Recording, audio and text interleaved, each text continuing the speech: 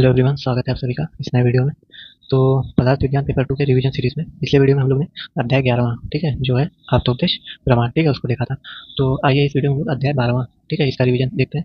इसका 12वां अध्याय कौन सा है? प्रत्यक्ष प्रमाण, ठीक है, इसको क्या बोल सकते हैं? Direct perception. तो आइए इसे कुछ हाईलाइट देख लेते हैं, क्या क्या हम लोग इसमें देखने पड़ेंगे चैप्टर में। तो सबसे प्रथम क्या देखना है? प्रत्यक्ष शब्द की निरुक्ति देखेंगे, प्रत्यक्ष प्रमाण के लक्षण देखेंगे, प्रत्यक्ष प्रमाण के भेद देखेंगे, प्रत्यक्ष अनुपलब्धि कारणम देखेंगे, ठीक है, प्रत्यक्ष ज्ञान का विस्तार देखेंगे, प्रत्यक्ष की उपयोगिता देखेंगे, ठीक है। तो चलिए शुरू करते हैं। तो सबसे पहला जो है हम देखना हम लोग क्या है? प्रत्यक्ष शब्द की निरुक्ति, ठीक है। प्रत्यक्ष शब्द दो शब्दों से मिलकर बना है, ठीक है। कौन कौन से? प्रति और अक्ष। प्रति का अर्थ होता है सामने, अक्ष का होता है आंख, ठीक है। इस प्रकार प्रत्यक्ष शब्द जो है शब्द का अर्थ होता है आंखों के सामने होता है, ठीक है। जो आंखों के सामने है उसे हम लोग क्या कहेंगे? प्रत्यक्ष कहेंगे। अक्षमक्ष प्रतीत्यो पद्यते इति प्रत्यक्षम, ठीक है। प्रस्ताव भाष्य। अक्ष शब्द से केवल आंख, यह अर्थ न ग्रहण कर अन्य इंद्रियों का भी ग्रहण करना चाहिए, ठीक है। अर्थात ज्ञान इंद्रिय से उत्पन्न ज्ञान को प्रत्यक्ष ज्ञान कहते हैं, ठीक है। नेक्स्ट देखते हैं क्या है? प्रत्यक्ष प्रमाण के लक्षण, ठीक है। इसका डेफिनेशन क्या है?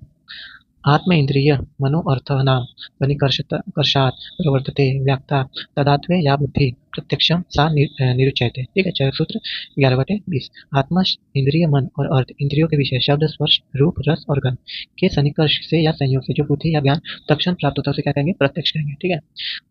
आइए इस पे चक्र पानी के मन देख लेते हैं। सबसे प्रथम क्या है? सन्निकर्षात। संबंध 6 प्रकार से, ठीक है। सन्निकर्षात संबंध क्या है? 6 प्रकार से। कौन कौन से देख लेते हैं। संयोग है, समवाय है, संयुक्त समवाय, संवेद समवाय, फिर संयुक्त संवेद समवाय, फिर विशेषण विशेष भाव है, ठीक है।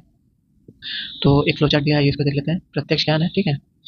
प्रमेय ऑब्जेक्ट कितने हैं? शब्द है, स्पर्श है, रूप है, रस है और गंध है, ठीक है। ये सब का ज्ञान किससे हो जाएगा? ज्ञान इंद्रिय से, ठीक है। मन और आत्मा, ठीक है। तो आत्मा मन, मन का ज्ञान कौन करेगा? ज्ञान इंद्रिय, ठीक है। शब्द स्पर्श रूप रस है, ठीक है। इसके द्वारा हो जाएगा प्रमेय का, इसी को क्या कहेंगे? प्रत्यक्ष ज्ञान कहेंगे, ठीक है। नेक्स्ट क्या आपका है? व्यक्ता। शब्द से अभिचारिणी अर्थात मिश्रित ज्ञान वाली अयथार्थ बुद्धि के संचय को निराकार कर किया है। फिर क्या है? तदात्वे अर्थात उसी क्षण इस शब्द से प्रत्यक्ष ज्ञान के पश्चात उत्पन्न होने वाली अनुमान ज्ञान और स्मृति ज्ञान को पृथक किया गया, ठीक है।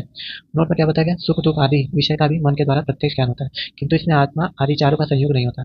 मन का आत्मा से संयोग होता है, किंतु इंद्रिय और विषय का संयोग नहीं होता, अतः इसे प्रत्यक्ष नहीं कह सकते, ठीक है। इंद्रिया सन्निकर्ष जन्यम जन्यम ज्ञानम प्रत्यक्ष। इंद्रिय को का उनके अर्थों से सन्निकर्ष होने पर जो ज्ञान उत्पन्न होता है उसे क्या कहते हैं? प्रत्यक्ष कहते हैं, ठीक है। और डेफिनेशन में लिख लेते हैं। Direct perception. Direct perception is the knowledge obtain instantly with the help of sense organ from the surrounding environment. In direct perception we can perceive an object without the use of memory, ठीक है। Next देख लेते हैं क्या आपका है? प्रत्यक्ष के भेद, ठीक है। प्रत्यक्ष प्रमाण के दो मुख्य भेद होते हैं, कौन से? निर्विकल्पक प्रत्यक्ष, ठीक है। इनडिटर्मिनेट डायरेक्ट परसेप्शन, सविकल्पक प्रत्यक्ष, डिटर्मिनेट डायरेक्ट परसेप्शन। तो सबसे सर्वप्रथम क्या लिखेंगे? निर्विकल्पक प्रत्यक्ष, ठीक है। तत्र निष्प्रकरण कारण कारकम ज्ञान निर्विकल्प, ठीक है। विकल्प अर्थात अंश कल्पना, वस्तु के अंशांश के ज्ञान को विकल्प या प्रकारक ज्ञान कहते हैं, ठीक है। जिस ज्ञान से वस्तु के अंश का ज्ञान न होकर केवल यह प्रतीत होता है कि एक वस्तु मात्र है, उसे निर्विकल्पक या निष्प्रकारक प्रकारक ज्ञान कहते हैं, ठीक है। क्या बताया गया? वस्तु के अंश के ज्ञान को विकल्प या प्रकारक कहते हैं, ठीक है। जिस ज्ञान से वस्तु के अंश का ज्ञान न होगा, केवल यह प्रतीत होता है कि वह वस्तु मात्र है, उसे क्या कहेंगे? निर्विकल्पक या निष्प्रकारक ज्ञान कहते हैं। उदाहरण क्या दिया? यदि कोई वस्तु दूर स्थित हो, उसे वस्तु की केवल प्रतीति मात्र होती है, उसका अंशांश स्वरूप अर्थात उसका नाम विशेषता आदि का ज्ञान नहीं हो पाता, तो ऐसे प्रत्यक्ष ज्ञान को निर्विकल्पक प्रत्यक्ष कहते हैं, ठीक है। इसके अप्लाइड एस्पेक्ट देख लेते हैं। क्या बताया गया? Example, while examining fungus in fungal infection, if slide is not focused properly on the microscope, then we get a hazy image wherein it is difficult to identify the fungal hyphae, ठीक है। but we are sure that something like fungal hyphae is present. This is indeterminate direct perception, ठीक है। indeterminate fungal mound giving rough picture of fungal hyphae, जो आपका figure है। फिर भी क्या है? determinate fungal mound giving clear detailed picture of fungal hyphae, ठीक है। तो indeterminate fungal क्या हो जाएगा? माउंट क्या हो जाएगा? निर्विकल्पक प्रत्यक्ष, और determinate क्या हो जाएगा? सविकल्प प्रत्यक्ष, ठीक है। तो आइए नेक्स्ट देखते हैं। सविकल्पक प्रत्यक्ष। सब प्रकार का ज्ञान सविकल्प, ठीक है। जिस प्रत्येक ज्ञान में वस्तु के नाम विशेषता आदि का ज्ञान होता है उसे सविकल्पक प्रत्यक्ष कहते हैं। उदाहरण क्या है? डिट्टो अयम, यह लकड़ी का हाथी है। ब्रह्मणोयम, यह ब्रह्मांड है, ठीक है। शमयोयम, यह श्याम है। सविकल्प प्रत्यक्ष के भेद कौन सा है? सर्वप्रथम लौकिक प्रत्यक्ष, नॉर्मल और यूजुअल डायरेक्ट परसेप्शन।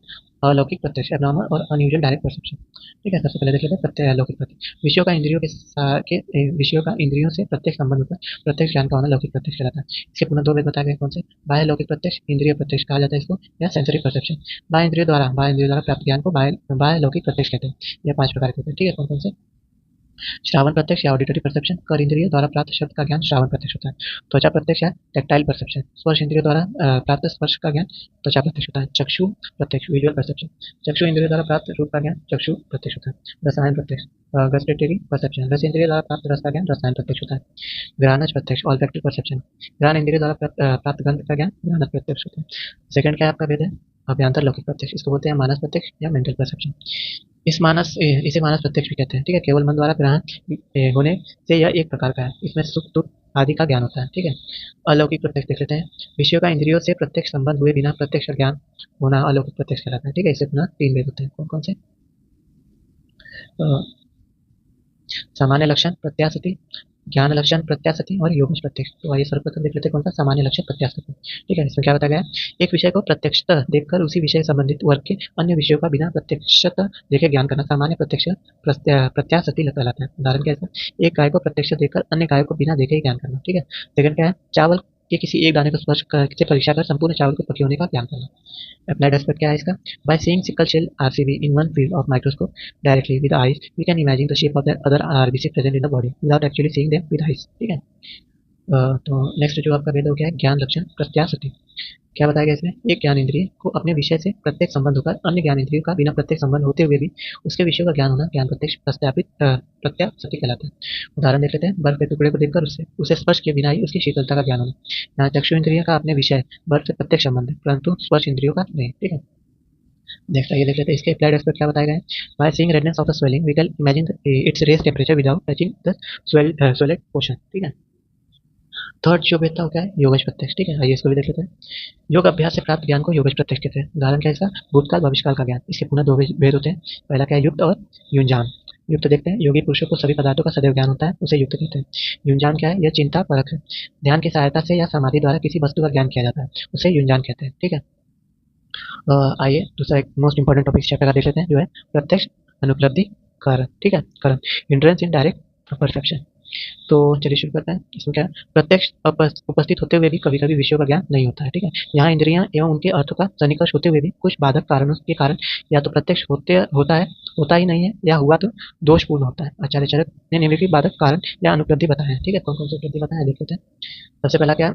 अति सन्निकर्षात, टू क्लोज, अति विप्रकर्षात, टू फार, आवरणात, कवर्ड, करण दौर्बल्य, वीक सेंस ऑर्गन, मनो अवस्थानात, attention of mind is elsewhere, समान विहारात, प्रेजेंस ऑफ सिमिलर ऑब्जेक्ट, अभिभावात due to presence of larger similar object, ठीक है। अति सौक्ष्म्यात, टू स्मॉल। तो आइए इन सबको एक एक करके देख लेते हैं।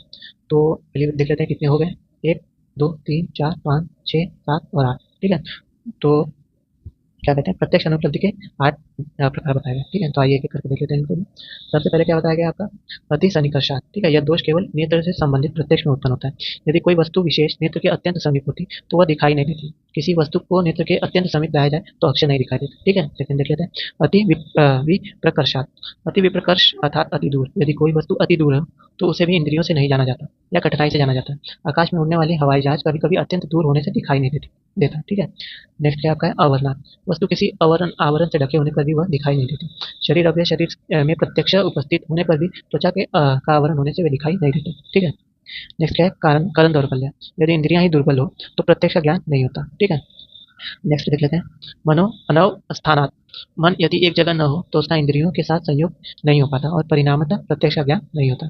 पढ़ते समय यदि किसी अन्य स्थान में लगाओ, मन अन्य स्थान में लगाओ तो पढ़े हुए पाठ का ज्ञान नहीं हो पाता, ठीक है। नेक्स्ट क्या है? समानादि विराट, यदि एक जैसी कई वस्तुएं साथ में हो तो उनको अलग अलग नहीं जाना जा सकता। छाता लेकर चल रहे समय में यदि कोई व्यक्ति बिना छाता लिए जा रहा है तो उसका ज्ञान नहीं होता, ठीक है। नेक्स्ट क्या आपका है? अभिभावात, अभिभव अर्थात पराभव, किसी एक वस्तु के सामने दूसरी वस्तु का दब जाना, जैसे सूर्य प्रकाश में तारों का ज्ञान न होना, ठीक है। नेक्स्ट क्या आपका है? अति सूक्ष्मयात, विषय अति सूक्ष्म होने पर भी प्रत्यक्ष का ज्ञान नहीं होता, जैसे वायु के साथ बहने वाली धूल कण दिखाई नहीं देती, ठीक है। तो ये था क्या आपका? प्रत्यक्ष अनुपलब्धि करण, ठीक है। अब नेक्स्ट टॉपिक क्या आपका? प्रत्यक्ष ज्ञान का विस्तार, एनहांसमेंट ऑफ डायरेक्ट परसेप्शन। प्रत्यक्ष ज्ञान का विस्तार में तात्पर्य है कि विविध यंत्रों द्वारा प्रत्यक्ष ज्ञान की सीमाओं को बढ़ाना, जैसे नेत्र की दुर्बलता में चश्मा या कॉन्टैक्ट लेंस का प्रयोग, कान की दुर्बलता में hearing aid, x-ray, CT scan, यह सभी प्रत्यक्ष ज्ञान के विस्तार करते हैं, ठीक है। नेक्स्ट टॉपिक क्या आपका है? प्रत्यक्ष की उपयोगिता, ठीक है। सबसे इंपॉर्टेंट टॉपिक है आपका। इसको आइए देख लेते हैं। प्रत्यक्ष परीक्षा से सभी इंद्रियों से रस ज्ञान को छोड़कर रोगी के शरीर में रहने वाले विषयों की परीक्षा की जाती है, ठीक है। आइए एक करके देखते हैं। सबसे पहले क्या बताया गया? श्रोत द्वारा परीक्षा विषय, इसमें क्या बताया आपका? हाथों की आवाज, संधि और अंगुली पार्वों का पढ़ना, स्वर भेद इत्यादि। ठीक है। नेक्स्ट क्या है आपका चक्षु द्वारा परीक्षित विषय। चक्षु से कौन से परीक्षित विषय देखते हैं? वर्ण, आकार, प्रमाण, छाया आदि की परीक्षा चक्षु प्रत्यक्ष से की जाती है। ठीक है। नेक्स्ट क्या है घ्राण द्वारा परीक्षित विषय। इससे कौन कौन सी होती है? विकृति, घ्राण आदि की परीक्षा घ्राण से करनी चाहिए। ठीक है। नेक्स्ट क्या है स्पर्श द्वारा परीक्षित विषय। इसमें क्या है? प्राकृत या विकृत स्पर्श की परीक्षा करना। ठीक है। आइए आगे देख लेते हैं। आगे क्या बताया है? त्रिविध रोध परीक्षा में भी दर्शन, स्पर्शन और प्रश्न प्रत्यक्ष द्वारा ही किए जाते हैं। चिकित्सा में परिप्रेक्ष्य में भी प्रत्यक्ष का उपयोग होता है। ठीक है। आगे क्या है? किसी भी व्याधि के में लक्षणों को प्रत्यक्ष देखकर ही चिकित्सा का निर्धारण किया जाता है। औषधीय कल्पनाओं का परीक्षण भी किसी स्तर पर प्रत्यक्ष प्रमाण से किया जाता है। जैसे यदा फेनोक्त मलम तैले फेन शक्ति शांतिश्च सर्तिषि। स्नेह पाक का लक्षण है कि जब तेल में फेन या झाग आने लगे और घी में झाग आकर शांत हो जाए तो समझना चाहिए कि स्नेह पाक हो गया है। यहाँ झाग को देखना या न देखना प्रत्यक्ष पर निर्भर करता है। ठीक है। एवीएमएस मोस्ट इंपॉर्टेंट पॉइंट है एप्लीकेशन ऑफ प्रत्यक्ष इन रिसर्च। ठीक है।